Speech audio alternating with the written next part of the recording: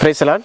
கர்த்தருக்கு பிரியமான தேவஜனங்களே, கர்த்தர் என்னுடைய வாழ்க்கையில் செய்த அற்புதங்களையும், நான் எப்படி ரட்சிக்கப்பட்டேன், நான் எந்த வாழ்க்கையில் இருந்தேன் அப்படின்றத நான் ஒரு சின்ன சாட்சியை நான் உங்ககிட்ட சொல்கிறேன்.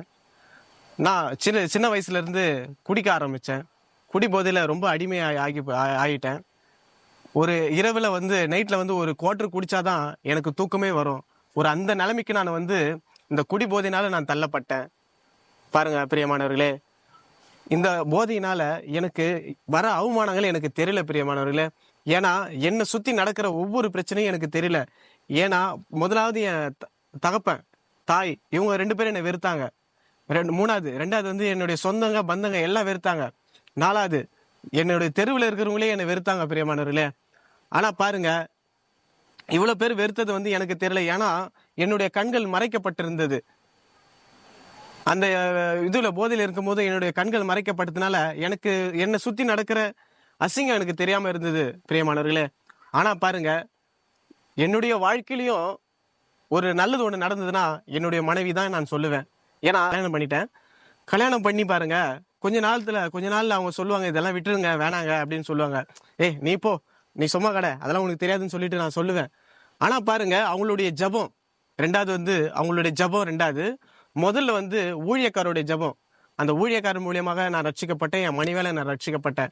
தினந்தோறும் இரவுல அழுது ஜெபிப்பாங்க, கதறி ஜெபிப்பாங்க.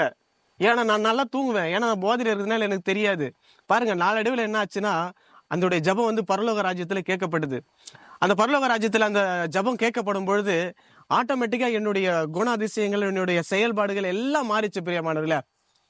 மாறும் பொழுது என்னை சுத்தி நான் பாக்குறேன், எனக்கு பின்னாடி நடக்கிற அசிங்கத்தை அப்பதான் நான் உணர்றேன்.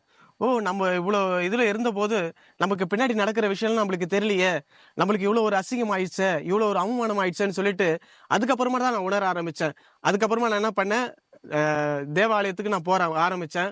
அதுக்கப்புறமா நான் பாஸ்டர் சந்திக்க ஆரம்பிச்சேன். அவரிடத்துல பேச ஆரம்பிச்சேன். அவருடைய அன்பு, முதலாவது தேவனுடைய அன்பு அவர்கிட்ட இருக்குது. அந்த அன்பை நான் உணர ஆரம்பிச்சேன். நான் அப்புறமா நாளடைவில் நான் ஞானஸ்தானம் எடுத்து கர்த்தருக்குள்ள போய் சாட்சியாக இருக்கிறேன். நானும் என் குடும்பமும் சாட்சியாக இருக்கிறோம். எப்படியாப்பட்ட என்ன இன்றைக்கு கர்த்தர் எப்படி சாட்சியா வச்சிருக்காருன்னா, அவருடைய ஊழியத்தை தெரு பிரசங்கம் மூலியமாக நான் பிரசங்கித்து கொண்டிருக்கிறேன்.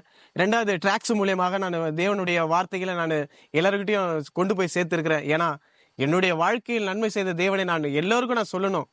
அப்பதான் நான் உலகத்துல எல்லாம் சாட்சியாக இருக்க முடியும். ஒரு ஆத்மா அழிந்து போவது தேவனுடைய சித்தம் என்று வேதத்தில் நான் பார்க்கிறோம். ஒரு ஆத்மாவும் ஒரு வாலிப பிள்ளைகளும் அழிந்து போக கூடாது. அதுதான் கர்த்தருடைய சித்தமா இருக்கிறது. இந்த சாட்சியை கேட்டு கர்த்தர் உங்களை ஆசீர்வதிப்பாராக.